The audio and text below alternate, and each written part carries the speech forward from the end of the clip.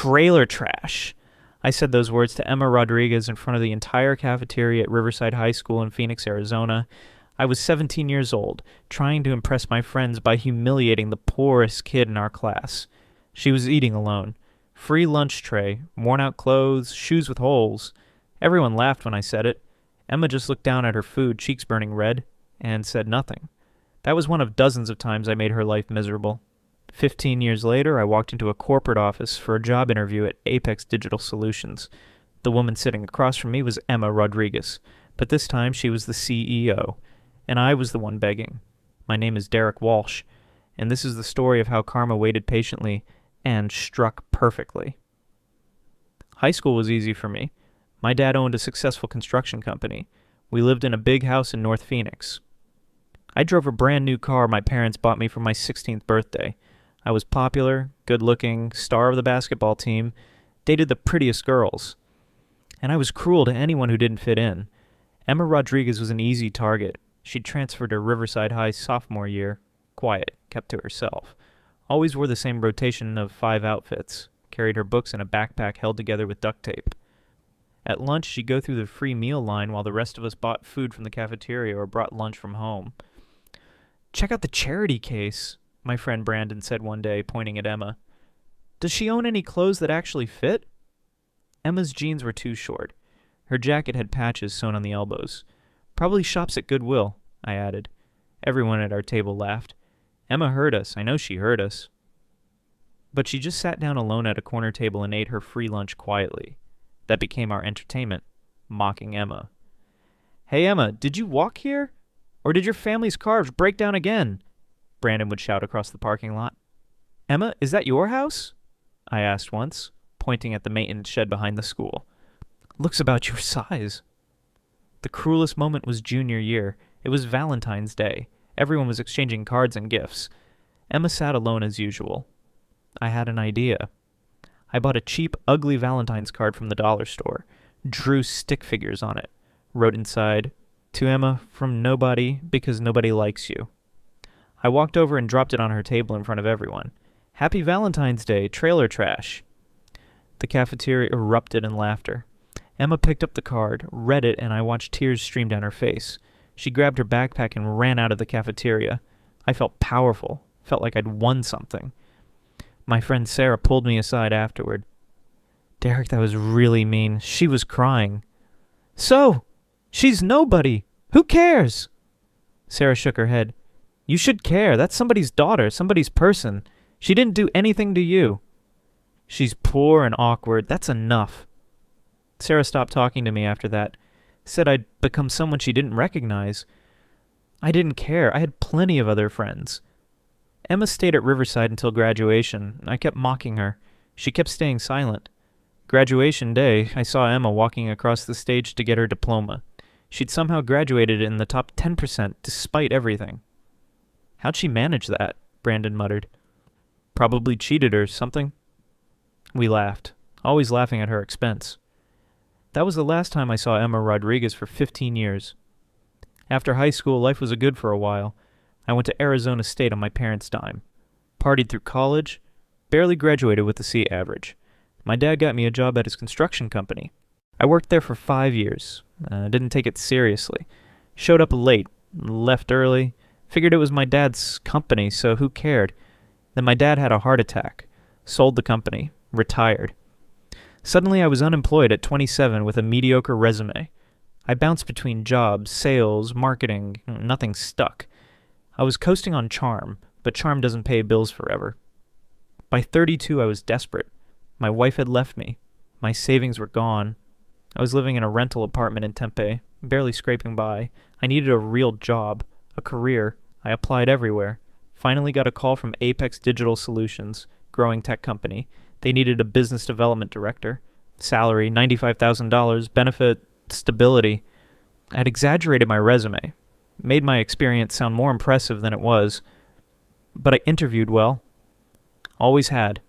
The recruiter called me. "Derek, we'd like you to come in for a final interview with our CEO. She makes all final hiring decisions." "Perfect. I'll be there." The interview was scheduled for Tuesday at 2 p.m. at Apex's headquarters in Scottsdale. I wore my best suit, practiced my pitch, confident I'd nail it. The receptionist led me to a corner office. Glass walls, modern furniture, stunning view of Camelback Mountain. Ms. Rodriguez will be with you shortly. Rodriguez, common last name. Didn't think twice about it. The door opened. A woman walked in, 32 years old, professional suit, confident posture, sharp, intelligent eyes. Emma Rodriguez. I felt like I'd been punched in the stomach. She looked completely different, polished, successful, powerful. But I recognized her immediately. Emma sat down across from me. Her expression was unreadable. Derek Walsh, Emma said calmly, looking at my resume. Thank you for coming in today. Emma? I said, my voice cracking. Emma Rodriguez? That's correct. I'm the founder and CEO of Apex Digital Solutions. I couldn't speak, couldn't process what was happening. Emma continued professionally. I see you have experience in business development. Walk me through your background. I stumbled through my pitch. My mouth was dry. My hands were shaking. Emma listened without expression, taking notes, asking questions. Your resume says you led a team of 12 at your previous company, Emma said. But when I called for references, they said you were an individual contributor. Can you explain the discrepancy? I'd been caught in a lie. I worked closely with the team. I considered myself a leader, even if it wasn't my official title. So you lied on your resume. I wouldn't call it lying, more like creative framing. Emma set down her pen, looked at me directly. Derek, do you remember Riverside High School? My heart stopped. Because I do. I remember everything. Emma, listen! I remember you calling me trailer trash in front of 300 students. I remember you mocking my clothes, my free lunch, my family's car. I remember the Valentine's Day card you gave me that said, "From nobody because nobody likes you." I felt sick. Emma, I was a kid. I was stupid. You were cruel, Emma corrected, her voice ice cold. You weren't just a kid being stupid. You were deliberate, calculated. You made my life hell for 3 years because you thought it was funny. I'm sorry. I'm so sorry. I've changed. Have you? Emma opened a folder. I did some research before this interview. Called some people who know you. Your ex-wife says you were emotionally abusive. Your former coworkers say you were arrogant and lazy.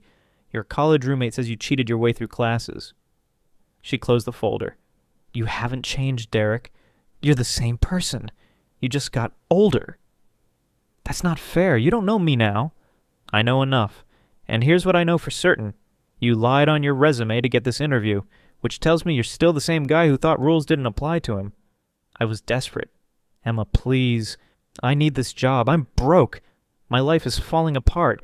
Please give me a chance. A chance? Emma's voice rose slightly, the first crack in her professional demeanor. You want me to give you a chance?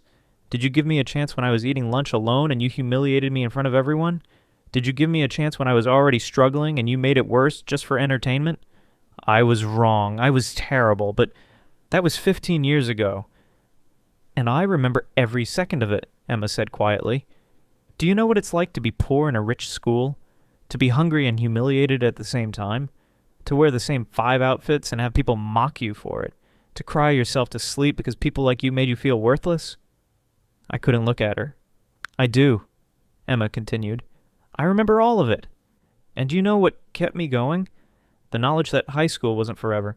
That someday I'd be more than the girl you laughed at. And you are. You're incredibly successful. I am. And do you know why? Because while you were coasting on your daddy's money and your good looks, I was working 3 jobs to put myself through community college. While you were partying at ASU, I was studying 18 hours a day to keep my scholarship at Arizona State. While you were getting handed a job at your dad's company, I was building a business from nothing. Emma stood up. I worked for everything I have, and I will never, ever give opportunities to people like you. People who mock others for circumstances beyond their control. People who lie their way through life expecting charm to carry them. Emma, please! This interview is over, Derek. You're not getting this job. In fact, I'm going to make sure every company in Phoenix knows you lied on your resume. Good luck finding work. I stood up, desperate. You're punishing me for something I did as a teenager. No, Emma said firmly. I'm protecting my company from someone who hasn't changed, who lies, who lacks character. The teenager who bullied me grew into an adult who cheats, lies, and expects success to be handed to him. Why would I hire that? She opened the door. Security will escort you out. I walked out of that office humiliated, destroyed. Exactly how Emma had felt 15 years ago. The next 6 months were brutal. Emma was true to her word. She'd made calls. My resume lies were exposed. No company in Phoenix would touch me. I had to move to Albuquerque for work. Took a job paying $45,000. Entry-level position at 32 years old, rock bottom. One night I wrote Emma an email. Emma, I know you'll probably delete this without reading it, but I need to say this. You were right about me. I was cruel in high school. I was arrogant and lazy in my 20s. I lied to get ahead instead of working for it. I became exactly what my parents raised me to be, someone who thought the world owed him something. I'm sorry for what I did to you. I'm sorry I made you feel worthless when you were worth more than I could ever see. I don't expect forgiveness. I just wanted you to know that facing you, seeing what you became while I fell apart, finally taught me something I should have learned at 17. Cruelty has consequences, and sometimes those consequences take 15 years to arrive. You didn't owe me that job. I didn't deserve it. Thank you for teaching me what my parents never did. That character matters more than connections. I hope your success continues. You earned every bit of it. Derek. I hit send, not expecting a response. 2 days later, Emma replied. Derek, I appreciate the apology. It doesn't undo the damage, but it's a start. I didn't enjoy rejecting you, but I couldn't reward the same behavior that hurt me by giving you an opportunity you lied to get. If you're serious about change, prove it. Stop lying, work hard, build character. Maybe in 5 years you'll be someone worth hiring, but you have to earn it, just like I did. Emma. That email saved my life. I stopped lying on my resume. Started at the bottom. Worked my way up, honestly. Took 5 years, but I rebuilt my career on actual merit. I'm 37 now. I manage a small team at a marketing firm in Albuquerque. Make $72,000. It's not flashy, but I earned it. And I think about Emma Rodriguez every single day, not with resentment, with gratitude, because she taught me the most important lesson of my life. The people you destroy on your way up will be waiting for you when karma brings you back down. And sometimes, the greatest gift they can give you is teaching you what you refused to learn the first time. Here's the lesson I learned from this experience. The people you step on while climbing may own the ladder when you need to climb again. And cruelty has a longer memory than you think. I spent high school treating Emma like she was worthless because she was poor. 15 years later, she was worth millions while I was worth nothing.